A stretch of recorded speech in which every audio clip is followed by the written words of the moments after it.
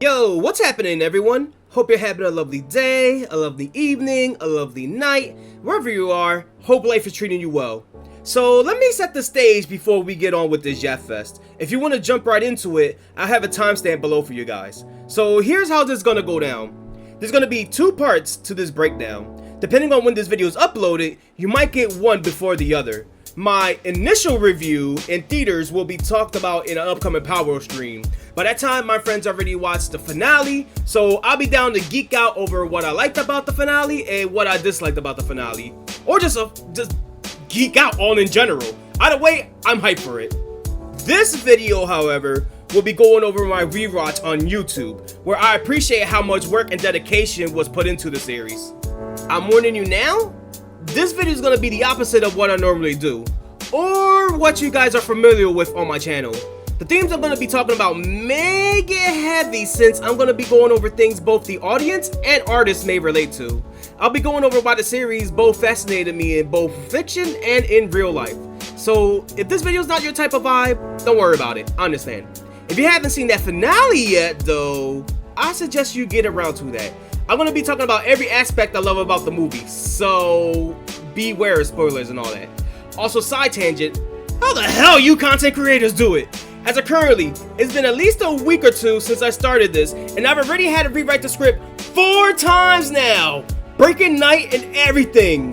Then I had to redraw the thumbnails for 4 hours straight. God damn, it took me like at least 13 tries just to read the second paragraph. Oh my god. Well, since this ties in with my opener, I'll include it here. So yeah, let's do this.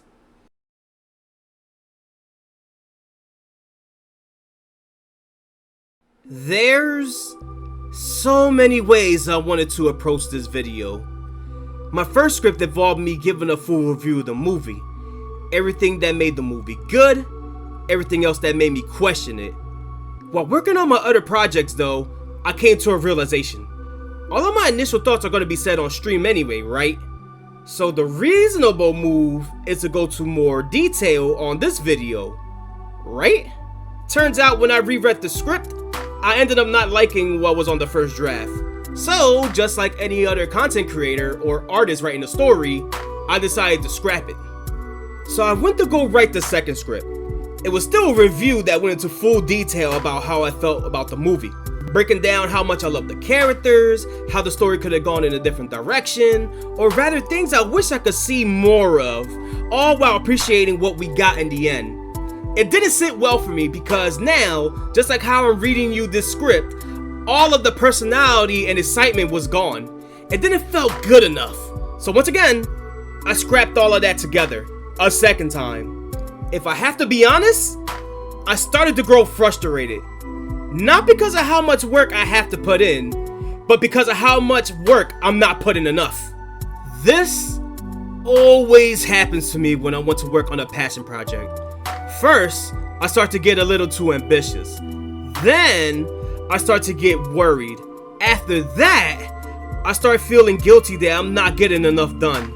Until eventually, I either give up or fall into that burnout until I try again. I unintentionally put myself to this impossible standard that I will never be able to reach. No matter how much passion I put into something, it's never going to live up to the expectations I set it out to be. With a mindset like that, you start to worry that it will never live up to viewer expectations. That is the mindset of your average artist. Actually, that is the mindset of your average content creator. You know what?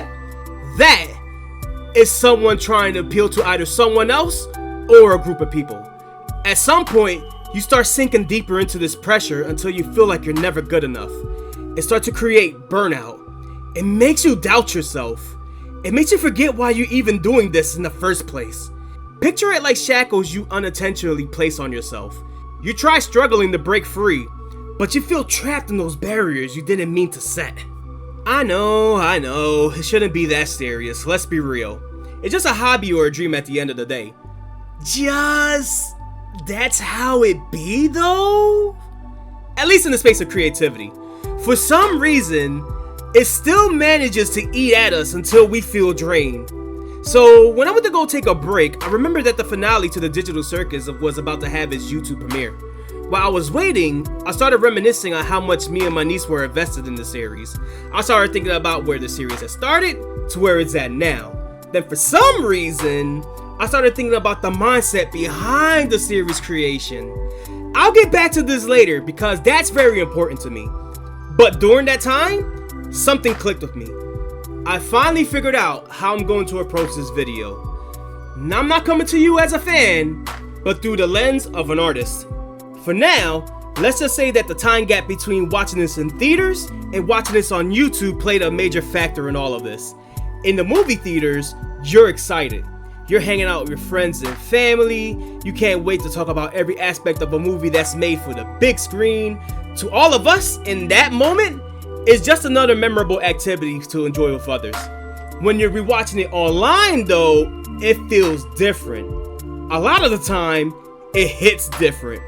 Most of the time, you're by yourself. You had time to think, you had time to pause, you had time where you need something in the background to either distract you or keep you focused. You watch something for what it is and don't think of it too much.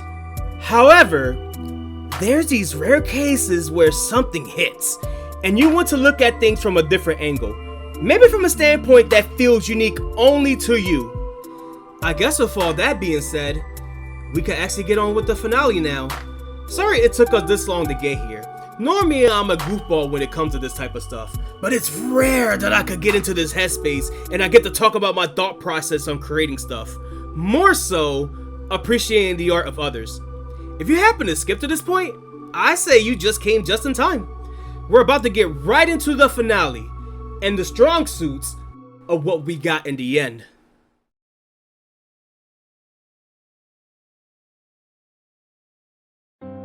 So right out the gate, the first thing I want to say is that everybody gave it their all here. The music really set the atmosphere in a lot of scenes. You can feel every emotion the voice actors had to offer. The art style and animation is at its peak, while the story, while not what I was expecting, still hits pretty great. Again, I'll give my flowers for that later. Right now, we'll focus on what I like to call Act 1. Kinger confirms the brain scan theory. Their reaction was pretty much ours when we first heard of it. Rekata always had this gut feeling this was the case, but was in denial. Same could be said for us. We all wanted these guys to have a happy ending. To us? To them? This was the worst case scenario, for better or worse. These characters we grew attached to.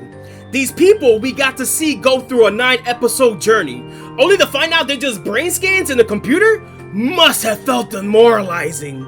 Cause like how Jax would put it, now they have nothing. They got no home, no dreams, no hope. Just an empty void to sit through. I love it when a show captures the right balance of having characters react the same way as the viewer. It doesn't feel like it's being forced, nor trying too hard to be meta. It just feels natural. The thing is, we get to see everybody at their lowest points here.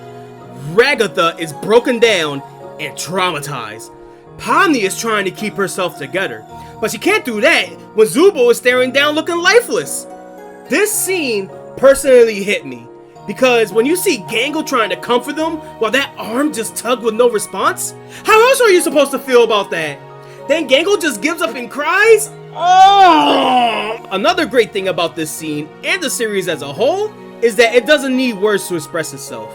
We're not being told how to feel, nor need to be meta to get the point across.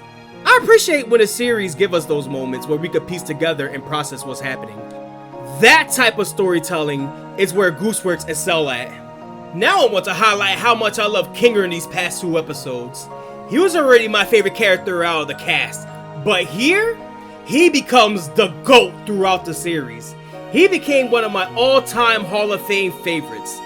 This comedically paranoid freak we were introduced to in the beginning becomes the voice of reason throughout the darkness.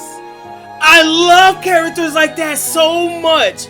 It's so hard to pull off nowadays because we see them everywhere, so you can sense them when they show up.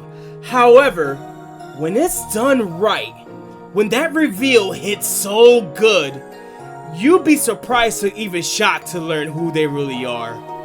This man got sent to the digital circus, lost his wife, got reunited with his wife, lost his wife again, lost everyone around him, then wandered around the circus until not only he fell into insanity, but even forgot his own name till Kane mentioned it when Ragatha arrived.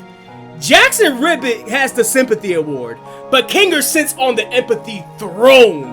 Loved ones, gone. Family, gone. State of mind, gone. Man continues to lose everything and still giving hope to someone like Pomni because she failed to be there when her friends needed it the most.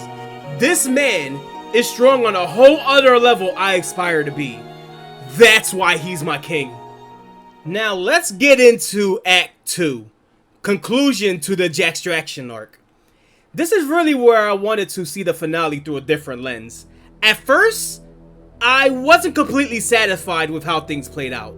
It was great, but hear me out. With the vibe that episode 8 brought, you would think the finale following up would be more dramatic. The promotional material felt like it was hyping up something more than what we got. Let me know if I'm not alone on this. I felt like the circus was starting to fully break down. Characters were being pushed to their absolute breaking points, and we have something along the lines of an upcoming final battle. But somewhere along the way, we didn't get any of that.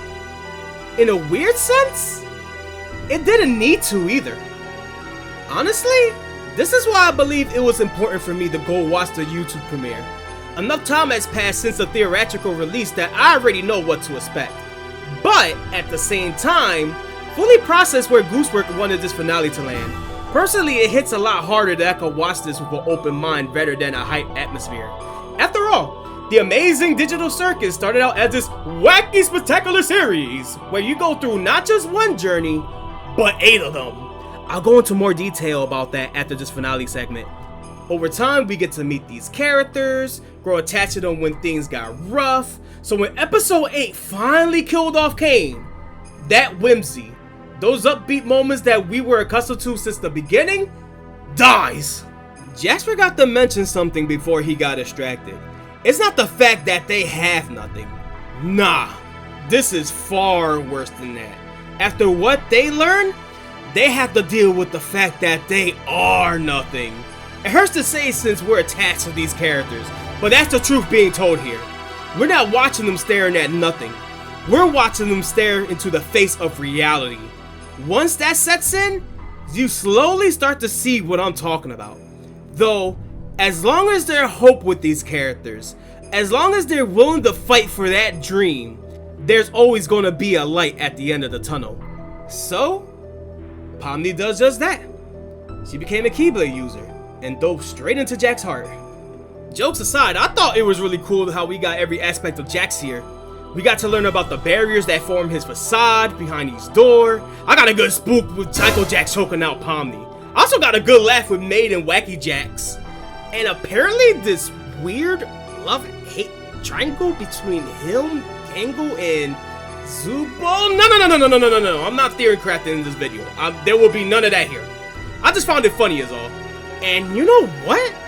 That's probably the only time we get a comedic moment throughout this finale.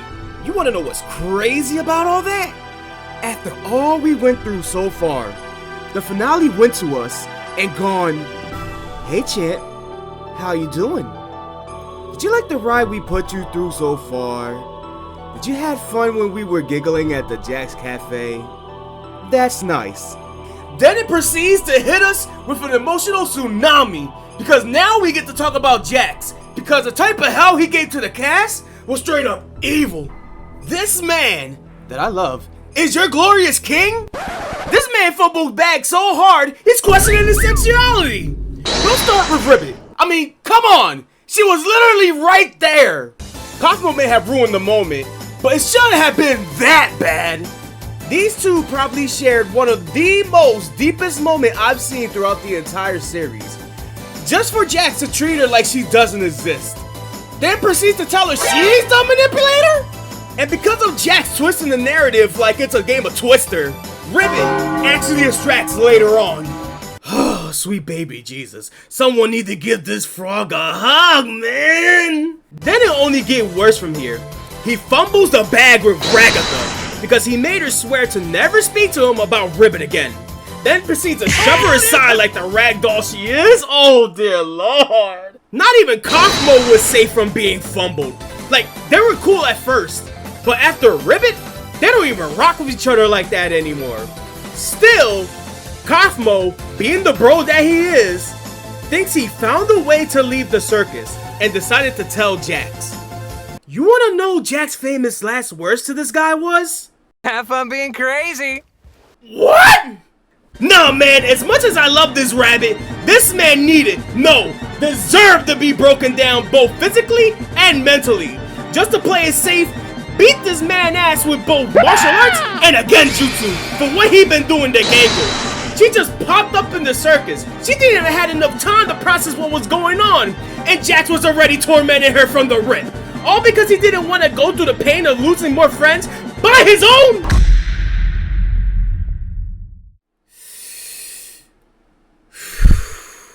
I think I am good now. And don't get this wrong. This doesn't mean that I hate Jax either, all because I wanted to go off on this fun rant. If anything, that means the opposite. I just want to beat his ass. I love that I could see the best and the worst in a character that I love to a point that he's even worth crashing out at. That's how you know you've written a good character. Once again, the voice actor for Jax sells this pretty well. Especially since Gooseworks intentionally made Jax a mystery to even him, the voice actor. That shit is wild, and I applaud you for that. I'm not gonna lie to you. From here, the rest plays out as I expected, so I'm not gonna go into too much detail about it. Now that Pomni knows everything about Jax, Jax tells her to leave her alone and let him fumble the bag with her. She refuses to be fumbled and rushes in for a hug. And these two have this really cool, wholesome moment together. That is until Jax stepped on a pipe bomb and everybody else had to step in to save Pomni. So they wrangled the Jaxtraction into a tent, and that's the end of our story. Is what I would say if we didn't come to our final act, Cain. See, Cain is also a special case when it comes to his big moment. Since I was expecting something different in theaters, I thought he was going to be playing more of a prominent role in this finale. It felt like he needed more screen time for a redemption arc so short. But since I've gone back and watched the YouTube premiere, I don't feel like that any longer. If anything, I feel like any longer would have been dragged out. But if we had more time with him and his redemption arc, I would have been just as okay with that. Cain really messed up to the point that it got him deleted. So when it comes to his redemption versus Jax, they couldn't compare further from each other.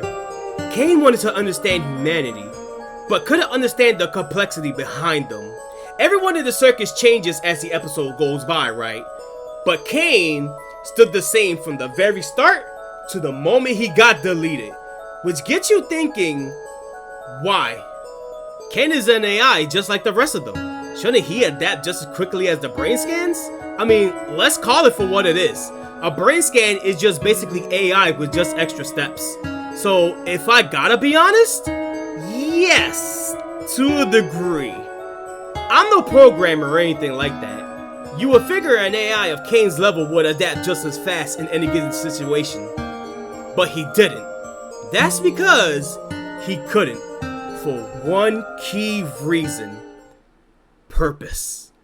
The reason why I believe humanity is so complex isn't because we strive towards a purpose. We're complex because we're hoping to even strive for one. We question about the world around us. We question about our identity. We question about our very existence day in and day out. We fight to make it to the top, but once we're up there, we're either lost or miserable.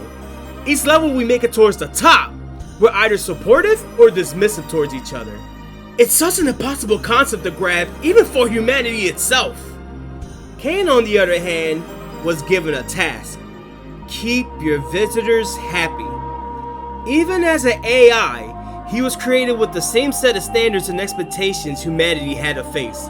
So when the pressure was on, when he couldn't meet with humanity's expectations. When the bar was raised so high that someone of his power was unable to reach that goal, he snaps. It didn't help that the cast saw Kane as more of a nuisance than a friend. That passion starts to turn into obsession. Then shortly after, anger as he lashes out toward the cast. There were no real winner from this outcome. This hits thinking back because that's how it always starts. Whether it was Jackson Ribbit, Pomni Ragatha, Jackson Pomni, Kane and the entire cast, there's always that thought of everything could have been avoided if both sides heard each other out. I know I keep going back to the writing, but that's why I'm so fascinated by it. We can enjoy the show for what it is, while being deeply invested by the themes and scenario it tosses at us. Kane realizes what he'd been doing and decides it's time for him to make things right. He had this brief argument with the blue AI he absorbed, and just like that, Kane sets it free. He starts showing them their true selves and how they're living their best lives outside, which resonated with everybody, and they came to the revelation that, you know what? We should be doing the same. Accepting who they really are, and ready to build the digital circus to a place they've always dreamed of.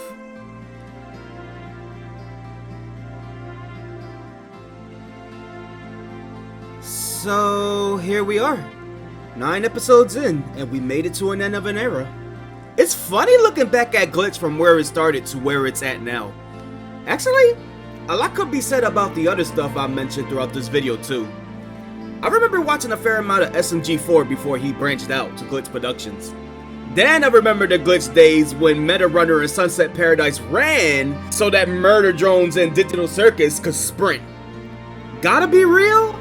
As much as Meta Runner will always be my GOAT that people forgotten over time, it doesn't hold a candle to how much Digital Circus had me invested. I wish the same success to the new kids on the block, that being, from what I've seen so far, Gaslight District, Knights of Guinevere, and Game Oververse, which I still need to see.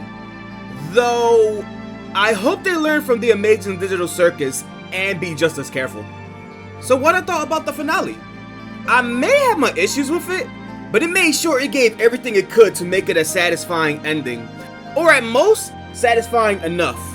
I really have to give my thanks to the crew that worked on this series. You guys really gave me and my niece some very memorable moments over the years to look back on. Seeing her wanting to pop off over certain moments in theaters has been a highlight of this year for me. Trust me, any hype moment or crazy reveal that happened, she started shaking the Jax plushie like I had to call the hospital for it. As for the story itself, I'll admit that at first there were certain aspects that felt kind of rushed. Now, it's a lot less than that, and I see it more of the ending trying to unravel itself as much as it could. That being said, I'm gonna have to apologize to you, my dear viewer.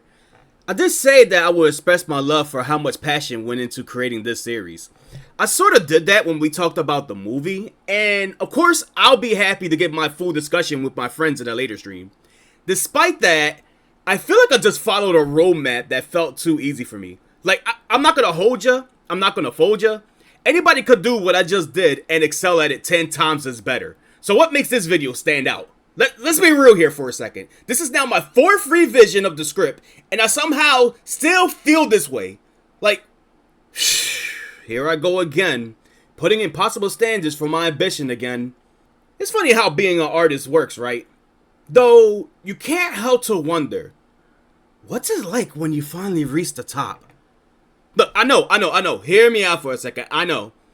All this feels confusing all of a sudden, and you're actually right for that. I think I have a confession to make. The real video starts here.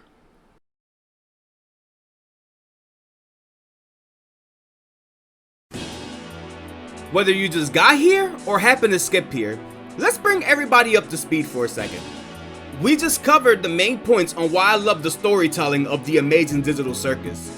The funny part is, it feels like we've only scratched the surface from here. A few moments ago, I said that the best way I can describe the finale is that it doesn't feel as rushed as I originally thought, or at least when I first saw it in theaters.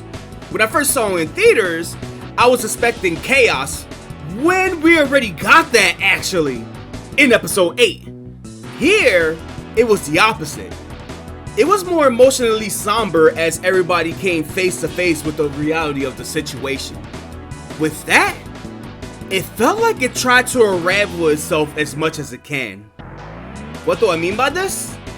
It's one thing that you're trying to rush your way to point A to point B. It's another thing when you have so many concepts that you want to tell in one time frame. No matter what way we was going to look at this final episode, it was going to be a lose-lose regardless. Because you can't really explain everything with much of a story as the digital circus. So when it comes to the finale being a Jax focused episode, I don't really have too much of a problem with that. Intentional or not, it actually falls in line on what kind of story the amazing digital circus is trying to tell. See, you have the main plot of the series, right? The main 6 are transported to a digital world. They go through numerous adventures, all while trying to find even a glimmer of hope to escape to the real world. It's nothing new when you really think about it. What makes the series different though, is that it's not even about the journey, nor the destination. It's their road to self-discovery that will eventually cross paths. Each episode we get glimpses of each character venting out their frustrations, yet we don't really get clear answers of their goals. Until the finale, they were stuck in a never-ending existential crisis until the day they extract. So in a way, we're not looking at one story. We're actually looking at 8 of them until they meet that middle road in the finale. By now, I said this a couple of times that you're either curious or confused on what I mean by this. Didn't I say that there was 6 people in this story? If we're not counting the main story, where do the other 2 come in? Well, I could say that one of them is obvious. The other is the sole reason I wanted to take this approach, as if I could have hinted enough already. Here are the 8 stories of the amazing digital circus. Kane, Kinger, Ragatha, Jax, Gangle, Zubo, Pomni, Gooseworks. The story of an artist who's seen beyond the void. Finally, we get into the heart of the video because man, I've been around this platform since 2008 and I never see anything in the likes of what Goosework went through. The only close second, I'm gonna be honest, is VivziePop, and even that is a massive gap on how much they've exploded in the indie animation scene. No, it's not because one is better than the other. I both enjoy both of their series. That's not what I'm saying. When Hazbin Hotel uploaded its pilot, it had years of build up. Hell, Hazbin had years to build up even before the pilot. With Gooseworks, she didn't just hit the ground running with the amazing digital circus pilot. She got launched to the stratosphere with barely any time to process what's happening. I don't think anyone could. As far as being an artist goes, I can only relate to our humble beginnings. I can't imagine what it felt like to deal with that level of popularity. That's a story only she could tell. That's what's making me invested in all this, if I gotta be honest. Goosework is the answer to what many artists has questioned over the years. What happens when you finally break those shackles? When you finally break those limits and reach that dream? Turns out, the greater the dream is, the fiercer the nightmare gets. The scary part is, this could happen to literally anyone. Anytime, any place, anywhere. You won't even see it coming. I just mentioned VivziePop not too long ago. God knows what it's like to be a big time content creator. And you know what? I'm gonna take it one step further. When it comes to people exploding through the stratosphere, there's only one other person that I could think of that made a boom this huge, even further beyond what I just mentioned. Someone who had both a humble beginning, but got launched into a whole different plane of existence. That person I'm talking about is Toby motherfucking Fox. Undertale changed the internet forever. I know we had Pokemon, I know we had Sonic, I know we had My Little Pony. I will even go far as back in the day when we even had the Warrior Cats. It's where the AU stuff became so popular, it became its own genre. Even with a long story working on the game, this man wasn't ready for the cultural impact he was going to leave on the internet. Now let's reel it back in for a sec. Do I think the amazing digital Circus is gonna have the same impact that Undertale or even Deltarune did? Not even close. Yet. But I do see signs that the series is leaving its mark as a timeless classic. Just look around. There's people that have been making OCs for this series since the pilot. Have you seen all of the fan AU animations that's being made for the series? Dear God, Goosework already had to deal with content farmers in the past like it's Elsa Gate. That shit is terrifying to an artist. Crazy part is, that's not even what I wanted to talk about. I just thought I'd toss it into the script and see where I go with this. I'm gonna get this out of the way too. This segment isn't about fandom toxicity and how Goosework needs a hug. Pretty sure she appreciates everybody who supports the series from start to finish, like all artists should. If she didn't, she would have been out the door years ago. It's terrifying when your creation grows so big, it starts getting out of control to the point at times you don't even feel like it belongs to you anymore. Though, I think we're gonna have to hit you guys with the hard truth, artists especially. That's gonna be the scary double-edged sword when you post your stuff on the internet. Sometimes you love to see what comes out of it, as much as you hate to see it spawn. Back on track with this video though, what I really wanted to get into is something more personal. During her run, we actually got to see a side of how Goosework felt from the start of the series to how she started to feel completely drained by the end of it. Now, she's on a rampage having the time of her life enjoying the freedom. Happy for her, by the way, man. Congratulations, Goosework. Trust me, you and the team deserve it. Now, if we artists felt that pressure when starting out, imagine what it must have felt like to have that pressure elevated to the point of being further beyond the max. Millions of people you're very ecstatic to show your next piece to. With that, millions of people you don't want to disappoint. Millions of people you're afraid will twist it into something it's not. Damn, actually come to think about it, will this video be part of the problem too? I mean, I'm here to express my admiration towards an artist and her creation, but I'm also explaining every fear that comes with chasing that dream. Should I rewrite the script a 5th time to make it sound more positive? Or should I just... Man, this is what I'm talking about, and I keep going back to this too. This is the mindset of someone who's going through the motions of creating something out of the love of the game. No matter how popular an indie series get, there's still an artist that has to carry that weight over their shoulders. We're always going to be burdened by that standard we place over ourselves. Honestly, in some twisted kind of way, that's the thrill of being an artist. When you don't let your fears take over you. When you see how high that unreachable bar is. When you realize that you shouldn't give up. You push past your current limit and see that giant gap as a room to improve. Sure, that bar is going to keep growing. But guess what happens when you finally accepted all of that? That bar, slowly but surely, starts to disappear. But be careful. It will always come back to remind you the moment you start doubting yourself. And you know what? The same could apply to life as well. This is why I love art. This is the beauty behind storytelling. We have to deal with life. Artists is there to relate, while telling you that everything is going to be fine as long as you apply yourself. That's the story I believe we saw Goosework go through. Someone that got to live the dream. Someone who was about to spiral when things got hectic. Standing proudly for being strong enough to finish what she started. How it was received didn't matter anymore.